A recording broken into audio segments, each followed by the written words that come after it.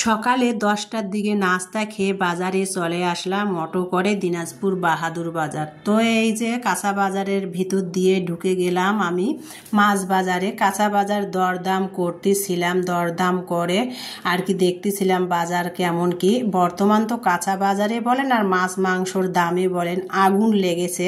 তো যাই হোক কাঁচা বাজারে দরদাম করে তারপরে ঢুকে গেলাম মাছ বাজারে। মাছগুলো দেখতে সুন্দর লাগলেও হবে কি ভ্যারাইটি রকমের মাছ, কিন্তু মাছের দামও বর্তমান আগুন। আর নদীর মাছের কথা তো খাওয়া ভুলেই যেতে হবে, নদীর মাছের অনেক দাম।